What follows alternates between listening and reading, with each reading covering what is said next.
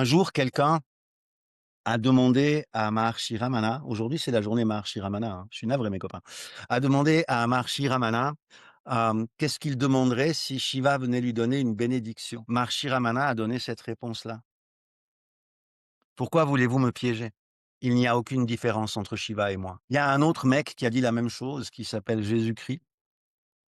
Mon père et moi ne sommes qu'un. Dans la Kabbale, Keter, Ein Sof, Ein Sofor, il y a quelque chose qui dit, lorsque je traverse le royaume de la couronne, que j'entre dans le jardin sacré de l'Éden, que j'aperçois le Père, alors c'est mon visage que je vois. Métaphoriquement et mystiquement s'entend, s'il vous plaît. Si vous rencontrez Dieu, vous verrez qu'il me ressemble. Il est beau. Donc la première chose que vous devez implanter à l'intérieur de vous, c'est que rencontrer, connaître et parler avec Dieu, c'est un droit de naissance et c'est un droit divin qui est en vous et que vous possédez et que vous pouvez réclamer réellement. Il y a une chose que vous devez comprendre. Si vous voulez rencontrer Dieu, vous devez vraiment le vouloir.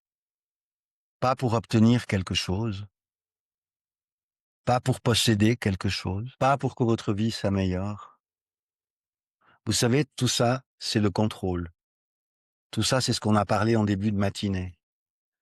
Si je rencontre Dieu, j'ai plus de problème. Si je rencontre Dieu, j'ai une cape de super-héros, je peux soigner tout le monde. Si je rencontre Dieu, je suis ceci ou cela. Bien, essayez d'imaginer que Dieu est votre meilleur ami.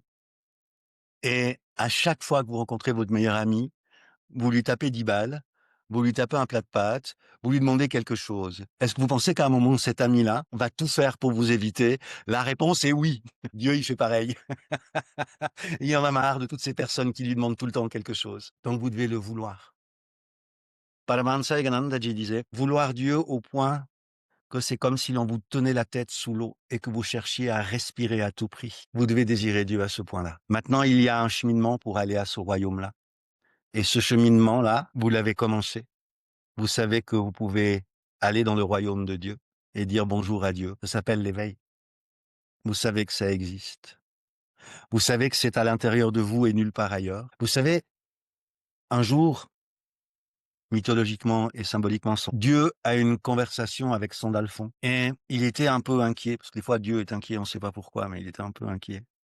Et il a dit à Sandalphon, voici le joyau de la connaissance. Et ce joyau, c'est un rubis. Un rubis à 108 facettes. C'est un très beau rubis. Et Sandalphon lui dit, oui Dieu, que veux-tu que je fasse? J'ai besoin que tu le poses sur la terre des hommes, parce que c'est le seul endroit où il peut être utile.